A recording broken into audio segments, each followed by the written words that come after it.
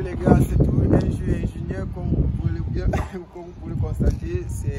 Nous sommes sur notre site à quelque part sud-ouest toujours, Bouéa, plus précisément à Boumaka. Nous avons gagné un petit chantier. Je suis accompagné de mon collègue et ami ingénieur A.T. Franklin qui aura la parole tout à l'heure à la caméra.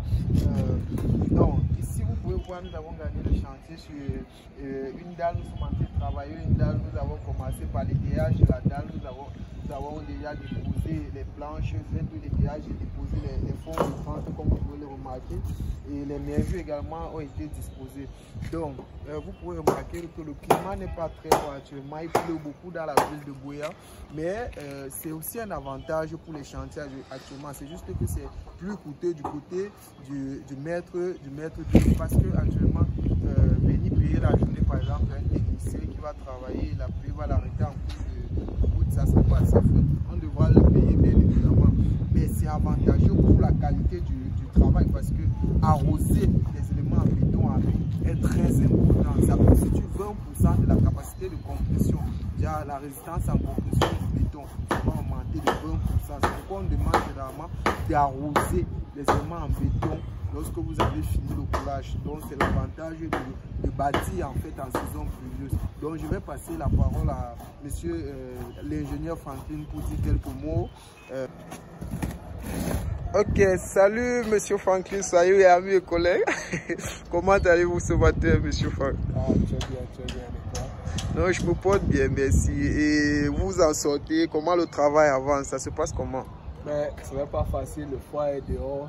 On va faire comment si quelqu'un reste à la maison, l'argent ne va pas sortir. On va forcer sur le banc. Ok, donc aujourd'hui on travaille sur quoi? Tu peux dire quelque chose à propos de notre travail, ce nouveau travail? Le français est difficile, mais on va forcer. Non, on est en train de mettre le papier pour la dalle. Ok.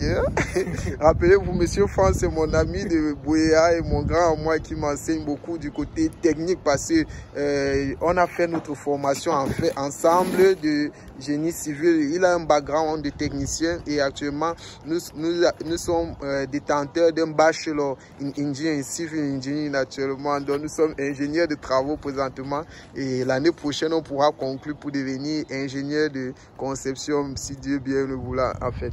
Donc c'est lui qui m'enseigne le côté pratique là, comme vous pouvez voir, je pose les nervures. Ce n'est plus seulement les calculs théoriques sur what is the area of steel que tu dois mettre à la section de l'acier et tout. Et il a fait l'étayage aujourd'hui jusqu'à porter les outils, jusqu'à se passer. Monsieur vous me massacrez avec le foie si que oui j'envoie les outils. Est-ce que tu restes à la maison, l'argent ne va pas en fait c'est ça.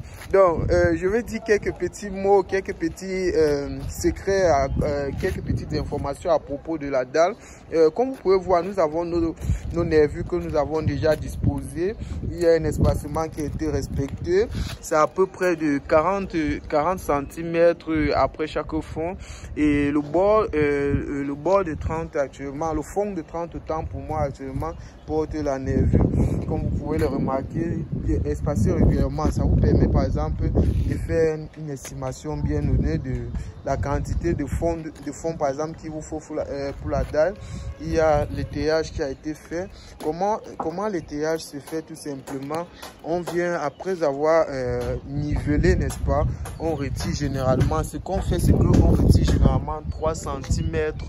Comme vous pouvez le voir, si je dois zoomer là, on retire 3 cm partant de la partie supérieure de notre demi-chaînage, n'est-ce pas, pour le bord de les fonds de 30 temps. Pour moi, j'ai toujours envie de dire, bon, les fonds de 30 qu'on déposera bien plus tard.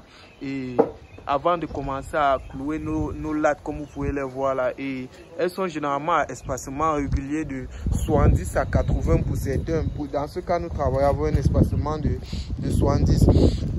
Autrement dit, que puis-je ajouter ici? Nous avons décidé de couler directement sur place. Nous avons directement décidé de couler un coulage sur place. Tout tout en sachant que nous pouvons faire le préfabriqué effectivement, mais nous avons décidé de couler sur place et lors de du coulage des nervures, nous nous rassurons que nous vibrons, que nous allons vibrer et soulever en fait, parce que nous avons une équipe d'experts qui se rassurera que les nervures soient bien coulées en fait. Pourquoi le coulage sur place? Pourquoi le coulage sur place au lieu de préfabriquer? Parce que généralement la liaison, n'est-ce pas, les liaisons entre le béton et la dalle sera en fait de très bonne qualité. Genre la table de compression qu'on va couler bien plus tard après avoir coulé les nervures. Donc c'est pourquoi nous avons aussi opté dans ce cas, et compte tenu de l'espace où nous sommes et des conditions, il n'était pas vraiment évident de faire les préfabriqués en fait. Et autre chose à propos des outils, par exemple, vous allez remarquer que les outils ont des trous au niveau. Ces trous ne sont pas laissés par hasard et permettent effectivement de faire passer les tuyaux pour l'électricité. Comme vous pouvez voir, nous avons les techniciens en électricité qui sont venus ce matin, ils sont en train de passer, là c'est la pause, ils sont en train de passer les tuyaux, les gaines d'électricité actuellement. Donc en gros, cette vidéo nous permettait tout simplement de donner une petite aperçu de l'évolution de notre chantier ici sur la dalle que nous sommes en train de travailler.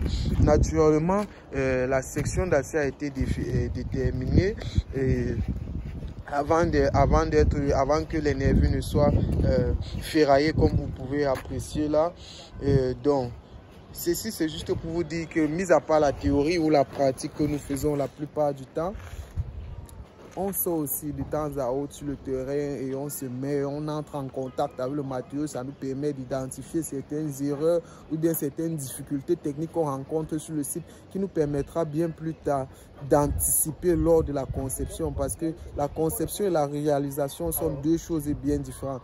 Donc ceci c'est pour inviter tous mes amis et mes passionnés du génie civil de toujours prendre du temps pour aller sur le terrain et entrer en contact, parce que même au niveau des estimations, genre, ok, le métrage, ça va beaucoup vous aider. Savoir déjà comment l'élément se présente en réalité te permet de concevoir et de pouvoir déterminer la quantité bien définie lorsque tu le feras pour ton prochain projet.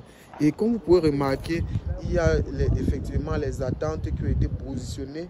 Nous avons travaillé avec des barres de fer de 10 et les attentes sont actuellement de 50 cm, parce que nous travaillons avec des F500. Je n'ai pas mon mètre sur moi, je pouvais mesurer pour vous d'apprécier.